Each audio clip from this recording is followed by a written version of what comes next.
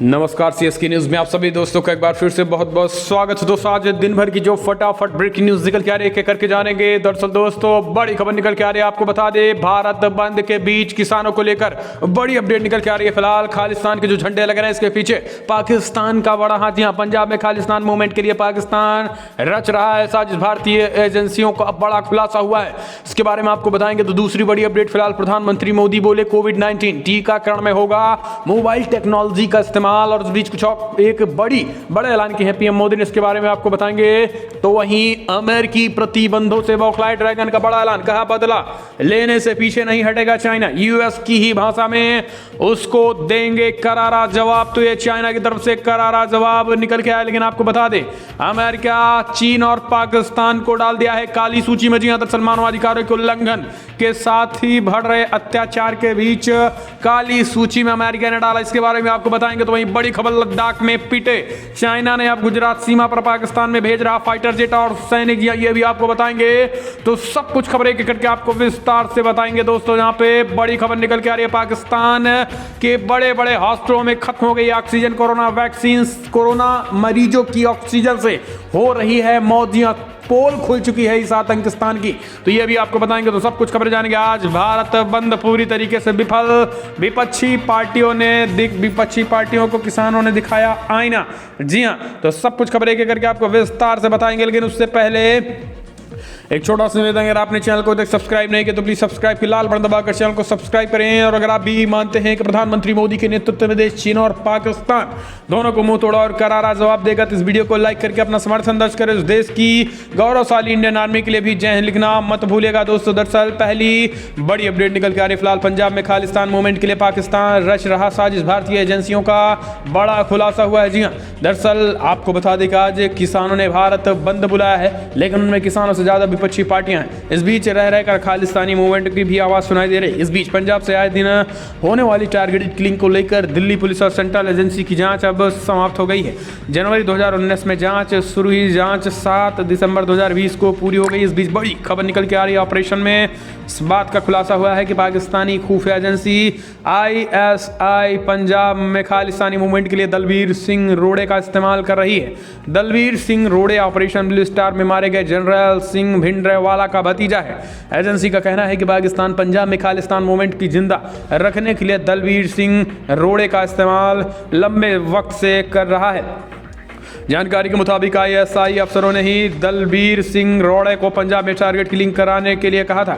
Dalbir Singh Dubai में बैठे gangster सुख बिकरीवाल का नाम बताया गया और ISI के अफसरों से बिकरीवाल का कांटेक्ट करवा दिया गया था। तो दोस्तों आपको बता दें कि पाकिस्तान की खुफिया एजेंसी ISI लगातार खालिस्तानी मूवमेंट भड़काने की कोशिश कर रहा है। हम चलते हैं अपडेट, प्रधानमंत्री मोदी बोले कोविड-19 टीकाकरण में होगा मोबाइल टेक्नोलॉजी का इस्तेमाल।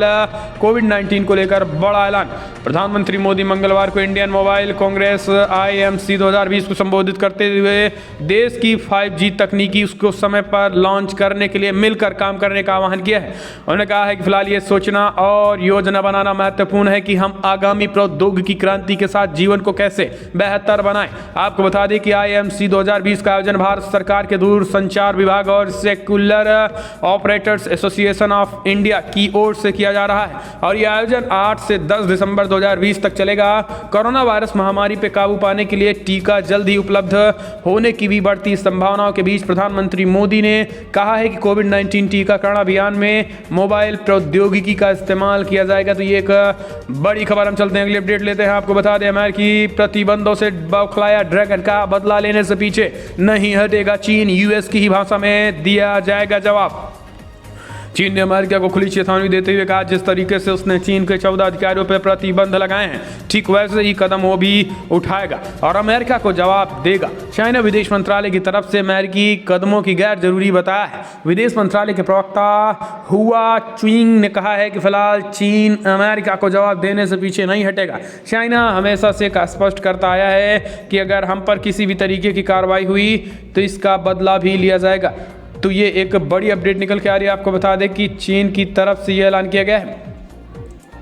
हम चलते हैं अगली अपडेट लेते हैं। लद्दाख में तनाव, चीन ने गुजरात और सीमा पर पाकिस्तान में भेजे फाइटर जेट और सैनिक। जी हाँ, लद्दाख में पिटे चीन का अब नया कारनामा निकल गया है। पूर्वी लद्दाख में भारत के साथ चल रहे तनाव के बीच गुजरात सीमा से सटे पाकिस्तान एयरबेस पर बड़ी तादाद में सैनिक और फाइटर जेट्स तैनात किए जा रहे हैं। ये चीनी सैनिक द्विपक्षीय सैन्य अभ्यास में हिस्सा लेने के लिए पाकिस्तान पहुंचे हैं। चीनी सेना ने सोमवार को ऐलान किया है कि फिलहाल इस द्विपक्षीय अभ्यास का मकसद दोनों ही सेनाओं के वास्तविक लड़ाकू प्रशिक्षण को बेहतर बनाना है। चीन की सेना PLA ने एक बयान जारी करके कहा है कि फिलहाल चीन की वायुसेना ने 7 दिसंबर को पाकिस्तानी वायुसेना के साथ मिलकर सिंध प्रांत के थाट्टा जिले में स्थित भोल्लारी हवाई ठिकाने पर युद्धाभ्यास करने के लिए पहुंचे हैं। ये सैनिक चीन और पाकिस्तान की सेना के संयुक्त अभ्यास शाहीन 9 में हिस्सा ले रहे हैं। तो दोस्तों हम चलते हैं, अगले अपडेट लेते हैं। आपको बता दें, बड़ी खबर निकल के आ रही है जहां पर पाकिस्तान व चीन को ब्लैक लिस्ट में डाला अमेरिका। कहा धार्मिक आज़ादी छीन रहे हैं ये दोनों देश। अमेरिका ने 10 मुल्कों को विशेष निगरानी सूची में भी डाल दिया। जी हाँ, अमेरिका ने धार्मिक आज़ादी के जानबूझकर व अहंकारी उल्लंघन के आरोप में पाकिस्तान व चाइना समेत 10 देशों को फिलहाल ब्लैक लिस्टेड कर दिया है। अमेरिकी सरकार ने ये कदम सोमवार को उठाया है। इसके साथ ही पाकिस्तान व चीन अमेरिकी विदेश विभाग द्वारा CPC के उन 10 देशों में शामिल हो गए जो धार्मिक समूहों के उत्पीड़न और भेदभाव को रोकने में विफल रहे हैं। गौरतलब है कि चीन और पाकिस्तान दोनों ही देशों में धार्मिक अल्पसंख्यकों के साथ दुर्व्यवहार की खबरें आती रहती हैं। एक आधिकारिक बयान में अमेरिकी विदेश मंत्री माइक पोम्पियो ने कहा है कि फिलहाल बर्मा, चीन, इरिट्रिया, ईरान, नाइजीरिया, उत्तर कोरिया, सऊदी अरब, पाकिस्तान, तजाकिस्तान व तुर्कमेनिस्तान को अंतर्राष्ट्रीय धार्मिक स्वतंत्रता कानून 1998 के तहत CPC की सूची में डाला गया है। हम चलते हैं, अपडेट घटी नहीं बढ़ गई है। माउंट एवरेस्ट की ऊंचाई नेपाल और चीन ने माप कर दुनिया को बताया है। दरअसल दुनिया की सबसे ऊंची पर्वत माउंट एवरेस्ट की ऊंचाई को लेकर चौंकाने वाला खुलासा हुआ है। इसके माप के संबंध में इकट्ठा किए गए डाटा 1 साल तक खंगालने के बाद नेपाल सरकार ने मंगलवार को माउंट एवरेस्ट की नई ऊंचाई की घोषणा की है। नेपाल के विदेश मंत्री प्रदीप कुमार ग्याली ने बताया है कि माउंट एवरेस्ट की ऊंचाई 8848 मीटर है, जो पहले के मुकाबले लगभग 2.5 फीट ज़्यादा है। भूकंप के बाद ऊंचाई घटने का अनुमान था, लेकिन ऐसा फिलहाल नहीं हुआ है। ये बड़ी खबर। हम चलते हैं, अपडेट पाकिस्तान के बड़े अस्पताल में खत्म हो गई है ऑक्सीजन। कोरोना मरीजों की हो रही है मौत। कंगाल हो चुका है पाकिस्तान। जी हाँ, पाकिस्तान के बड़े हॉस्पिटल में ऑक्सीजन खत्म हो गया है, जिसके बाद से कई कोरोना मरीजों की मौत हो गई है। घटना को लेकर लोगों का गुस्सा भी भड़क उठा है और विपक्षी पार्टियों के राज्य के स्वास्थ्य मंत्री के इस्तीफे की मांग की गई है। घटना के बाद हॉस्पिटल के एक डायरेक्टर सहित 7 स्टाफ को सस्पेंड भी कर दिया गया है। आपको बता दें कि रिपोर्ट के मुताबिक पाकिस्तानी अधिकारी ने पुष्टि की है कि शनिवार रात को ऑक्सीजन की कमी होने के बाद कम से कम 6 कोरोना मरीजों की मौत हो गई है और ये घटना गैबर टीचिंग हॉस्पिटल की है। ये पेशावर शहर का एक बड़ा हॉस्पिटल है। हॉस्पिटल में 7वीं मौत 2 साल के बच्चे की हुई है और आपको बता दें कि लगातार मौत का आंकड़ा आतंकिस्तान में बढ़ रहा है। चलते हैं, अपडेट। अब कोरोना का खात्मा। ब्रिटेन में विश्व की पहली वैक्सीन भारतीय मूल के हरीश शुक्ला को लगेगी। जी हाँ, ब्रिटेन में कोरोना वायरस महामारी को देखते हुए आज से टीकाकरण अभियान शुरू हो गया है। इंग्लैंड के उत्तरी पूर्वी में रहने वाले भारतीय मूल के 87 वर्षीय हरीश शुक्ला कोरोना की वैक्सीन लगवाने वाले दुनिया के पहले शख्स बनने जा रहे हैं। इन्हें मंगलवार को न्यूकैसल के एक हॉस्पिटल में फाइजर बायोएनटेक द्वारा तैयार वैक्सीन की पहली खुराक दी जाएगी। आपको बता दें कि चाइना एंड वियर इलाके में रहने वाले हरीश शुक्ला ने कहा है कि फिलहाल उन्हें लगता है कि 2 खुराक वाली वैक्सीन में पहली खुराक प्राप्त करना उनका कर्तव्य है। ब्रिटिश प्रधानमंत्री बोरिस जॉनसन ने टीकाकरण के इस अभियान को एक बड़ा कदम बताते हुए इसे वीडे या वैक्सीन डे करार दे दिया है। हम चलते हैं, अपडेट लेते हैं। आपको बता दें चीन की पैतरेबाजी। गुजरात सीमा के पास तैनात किए लड़ाकू विमान और सैनिक भारतीय सेनाएं हाई अलर्ट पर बताई जा रही हैं। जी लगातार चीन अपनी दादागिरी से बाज नहीं आ रहा है। हालांकि चीन का ये साफ चीन की बौखलाहट दिख रही है। लद्दाख में चीन तो पिटा है, उसके बाद सब इस तरीके के कारनामे कर रहा है। हम चलते हैं, अपडेट लेते हैं। आपको बता दें फिलहाल अमेरिका ने चीन के 14 वरिष्ठ अधिकारियों के खिलाफ प्रतिबंध लगा दिए हैं। जी हाँ, हांगकांग की स्वायत्तता को कमजोर करने से संबंधित मामले में अमेरिका ने सोमवार को चीन को 14 वरिष्ठ अधिकारियों पर प्रतिबंध लगा दिया है, जिनमें एक तिब्बती भी शामिल है। प्रतिबंधों की घोषणा करते हुए अमेरिकी विदेश मंत्री माइक पोम्पियो ने कहा है कि फिलहाल चीन की नेशनल पीपल्स कांग्रेस की स्थायी समिति द्वारा हांगकांग के लोगों को अपने प्रतिनिधित्व का चुनाव करने की क्षमता को प्रभावित किया गया है। अमेरिका ने जिन 14 अधिकारियों पर प्रतिबंध लगाया है उनके नाम हैं वांग चेन, लाओंग, सिंजियांग, झांग, चुंगियांग नाम, इस तरीके के नाम शामिल हैं। हम चलते हैं अपडेट लेते हैं। आपको बता दें फिलहाल बड़ी खबर निकल के आ रही है। भारत बंद के बीच गृह मंत्री अमित शाह ने बुलाई आपात बैठक, किसान नेताओं को बुलाया बातचीत के लिए। जी दरअसल केंद्र सरकार द्वारा संसद में पारित किए गए 3 कृषि कानूनों के खिलाफ देश भर के किसानों ने भारत बंद का आह्वान कर दिया है। किसानों ने सुबह 11 बजे से दोपहर 3 बजे तक किसान बंदी का ऐलान किया था, देश बंदी का ऐलान किया था। लेकिन आपको बता दें कि भारत बंद में किसानों से ज़्यादा विपक्षी पार्टियां शामिल हुई, क्योंकि उनको राजनीतिक रोटियां सेकनी थी।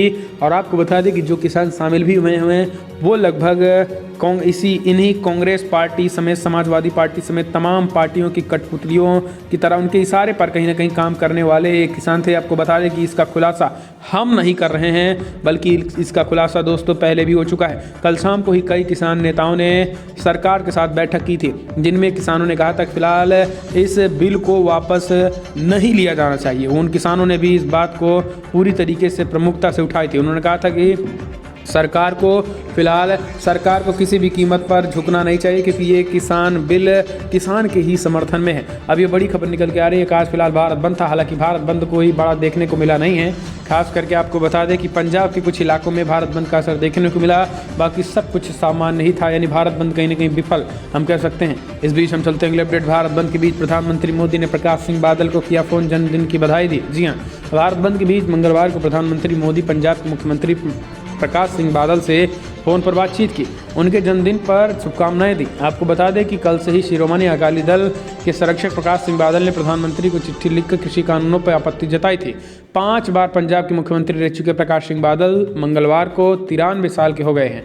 सोमवार शाम को उन्होंने प्रधानमंत्री को पत्र लिखकर कहा था कि प्रधानमंत्री उदारता दिखाएं और तीनों विवादास्पद कानून किसानों को तुरंत रद्द करें। इस तरीके से उन्होंने बातें कही थी। लेकिन अब ये बड़ी खबर निकल के आ रही है, पीएम मोदी ने स्वयं उनसे बातचीत की है।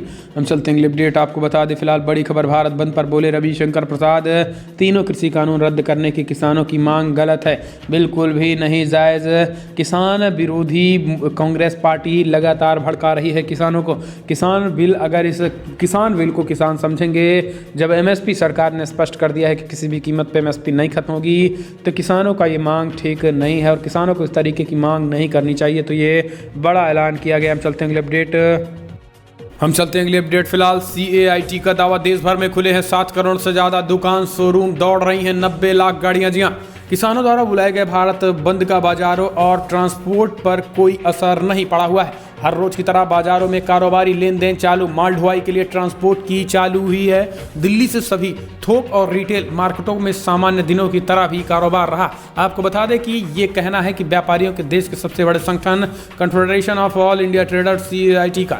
दरअसल कैट ने किसानों के भारत बंद में शामिल न होने की बात कही थी। इसके साथ ही ट्रांसपोर्टरों के सबसे बड़े संगठन all India transport welfare association ने भी इस बंद में शामिल होने से इनकार कर दिया था। आपको बता दें कि सभी संगठनों ने फिलहाल अब आज भारत को खोलने की बात कही थी और इसी वजह से आज तमाम जगह पूरी तरीके से खुले दिखे। हम चलते हैं अगले अपडेट लेते हैं। फिलहाल अयोध्या में राम मंदिर निर्माण समिति की बैठक शुरू, नींव का काम शुरू करने के पर हो सकता है निर्णय। जी हाँ, दरअसल राम मंदिर निर्माण समिति की बैठक मंगलवार को सर्किट हाउस में सुबह 11 बजे आज शुरू हुई। आज की बैठक बहुत ही अहम माना जा रहा है। बैठक में राम मंदिर की नींव के कार्य को प्रारंभ करने की तिथि घोषित की जा सकती है। बैठक के पहले दिन जहां राम मंदिर निर्माण समिति के अध्यक्ष नृपेंद्र मिश्र के समक्ष देश भर के विशेषज्ञों ने राम मंदिर की मजबूती नींव को लेकर अपनी ड्राइंग पेश की थी, वहीं दूसरे दिन राम मंदिर की नींव का कार्य प्रारंभ करने को लेकर कार्य योजना को अंतिम रूप देने की उम्मीद की जा रही है। ट्रस्ट के सूत्रों के मुताबिक राम मंदिर की नींव का कार्य दिसंबर के आखिरी सप्ताह में प्रारंभ हो सकता है। मंगलवार की बैठक में ट्रस्ट के महासचिव चंपत राय, कोषाध्यक्ष गोविंद देवगिरी, डॉक्टर अनिल मिश्रा सहित L&T टाटा कंसल्टेंसी व ट्रस्ट के इंजीनियर मंथन करने में जुटे थे। हम चलते हैं अगले अपडेट लेते हैं। फिलहाल आम आदमी पार्टी का दावा, सिद्धू बॉर्डर से लौटने के बाद दिल्ली पुलिस ने CM अरविंद केजरीवाल को किया हाउस अरेस्ट, जबकि पुलिस प्रशासन ने प्रेस कॉन्फ्रेंस करके कहा केजरी झूठ बोल रहे हैं। जी हाँ, किसानों के आंदोलन के साथ ही देश की राजनीति भी गर्मा गई है। दिल्ली के मुख्यमंत्री अरविंद केजरीवाल सोमवार को सिंधु बॉर्डर जाकर किसानों के से मुलाकात की थी और कहा था, मैं आपका मुख्यमंत्री नहीं, मैं आपका सेवक हूं, सेवक के तौर पे आपसे मिलने आया हूं। जिसके बाद किसानों ने फिलहाल इनको अपने मंच पे चढ़ने नहीं दिया था। लेकिन आपको बता दें कि फिलहाल अरविंद केजरीवाल का ये नया दावा ये है कि दिल्ली पुलिस उनको घर से बाहर नहीं निकलने दे रही आज भारत बंद के दिन। जबकि दोस्तों, दिल्ली पुलिस ने तत्काल प्रेस कॉन्फ्रेंस करके कहा है कि मुख्यमंत्री अरविंद केजरीवाल का दावा झूठा है। किसी भी सिचुएशन में हमने केजरीवाल साहब के घर सुरक्षा के लिए कुछ सेनाओं और पुलिसों को बढ़ाया था, ना कि उनको नज़रबंद किया गया है। वो खुले आम हैं, जहाँ भी जाना चाहें वो जा सकते हैं, वो आज़ाद हैं पूरी तरीके से, इसलिए झूठ ना बोले। हम चलते हैं अगले अपडेट आपको बता दें। फिलहाल बड़ी खबर निकल के आ रही है, जहां पर केजरीवाल के बाद गोरखपुर से बड़ी खबर निकल के आ रही है। जी हाँ, बस्ती और सिद्धार्थ यूपी में कई जगहों पर प्रदर्शन करना शुरू किए थे समाजवादियों और कांग्रेसियों को लिया गया हिरासत में। जी हाँ, आपको बता दें कि लगातार किसानों को बरगलाने वाले इन समाजवादियों और कांग्रेसियों को यूपी पुलिस में प्रदर्शन की कोई जगह नहीं है। आप यूपी में, आपको बता दें सीएम योगी ने कहा है कि भारत बंद के नाम पर लोगों को गुमराह करना, लोगों को समस्या पैदा करना, भारत बंद के नाम पर तोड़फोड़ करना और हिंसा करना, इस तरीके से ऐसे लोगों के खिलाफ कड़ी से कड़ी कार्रवाई की जाए।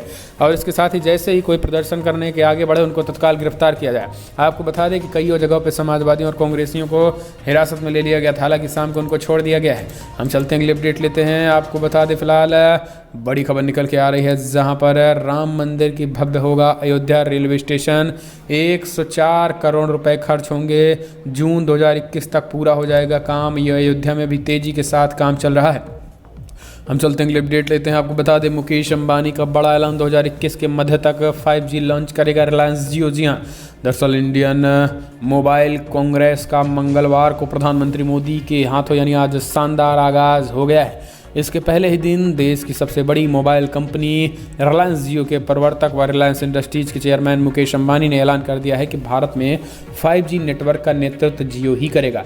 2021 की दूसरी तिमाही में इसे लॉन्च करने के लिए पूरी तैयारी हो चुकी है। जियो किफ़ायती दर पर भारत में 5G की शुरुआत भी करेगा। अंबानी ने कहा है कि फिलहाल 30 करोड़ भारतीय डिजिटल वर्ल्ड में आज भी 2G तकनीकी में फंसे हुए हैं। मुकेश अंबानी ने सरकार से आग्रह किया है कि वो इस दिशा में कदम उठाएं ताकि ये 30 करोड़ लोग भारत की डिजिटल अर्थव्यवस्था से जुड़कर इसका लाभ से ले सकें। तो ये अंबानी साहब का बड़ा ऐलान। हम चलते हैं अगले अपडेट लेते हैं। आपको बता दें किसान यात्रा के बीच अखिलेश यादव के खिलाफ कार्रवाई, महामारी एक्ट के तहत दर्ज हुआ केस। दरअसल यूपी के मुख्यमंत्री योगी आदित्यनाथ ने पूर्व मुख्यमंत्री समाजवादी पार्टी के मुखिया अखिलेश यादव के खिलाफ यूपी प्रशासन ने कार्रवाई की है। किसानों के समर्थन में लखनऊ में प्रदर्शन में हिस्सा लेने के मामले में यह कार्रवाई की गई है। यूपी पुलिस ने सपा के कुल 28 लोगों के खिलाफ कानून व्यवस्था बिगाड़ने के आरोप में एक्शन लिया है। पुलिस ने सपा के 28 लोगों के खिलाफ CRPC की धारा 51 के तहत एक्शन लिया। पुलिस कमिश्नरेट की तरफ से जारी प्रेस नोट में अखिलेश यादव के खिलाफ महामारी अधिनियम की धारा 188 के तहत डिटेन किया गया था। तो ये बड़ी अपडेट निकल के आ रही है दोस्तों।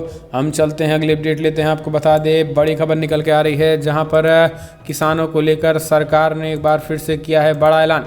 सरकार ने कहा है MSP किसी भी कीमत पर कोई नहीं खत्म कर सकता है किसी भी सरकार में। जी हाँ, दरअसल आपको बता दें कि लगातार हो रहे विरोध के बीच एक बार फिर से मोदी सरकार ने इन किसानों को आश्वस्त किया है। सरकार की तरफ से कृषि मंत्री ने प्रेस कॉन्फ्रेंस करते हुए कहा है कि हम जो किसान भाई बहन हमारे भोले भाले ठंड में प्रदर्शन कर रहे हैं उसके लिए हमें पूरी चिंता है। यही कारण है कि लगातार बैठक बुला रहे हैं। लेकिन हम ये स्पष्ट कर दें कि MSP जिस बात को लेकर किसानों का डर है वो किसी भी कीमत पर कोई भी सरकार, न केवल भाजपा बल्कि कोई भी सरकार MSP खत्म नहीं कर सकती है। इसको लेकर आश्वस्त रहें और प्रधानमंत्री मोदी ने जो कहा है वो करेंगे और किसानों के MSP नहीं खत्म करेंगे। इसलिए हम चाहते हैं कि आंदोलन वापस लिया जाए और बातचीत के मसले पर, बातचीत के टेबल पर किसान भाई बैठे। तो ये सरकार की तरफ से लगातार ऐलान किया जा रहा है। लेकिन आपको बता दें कई किसान के रूप में जो कांग्रेसी घुस गए हैं उनको समझाना नामुमकिन है। तो दोस्तों फिलहाल बड़ी खबर इतना। लेकिन अगर आपको वीडियो पसंद आए तो लाइक और शेयर करें, कमेंट के माध्यम से अपनी राय देना ना भूलें। इस वीडियो में इतना ही। जय हिंद, वंदे मातरम।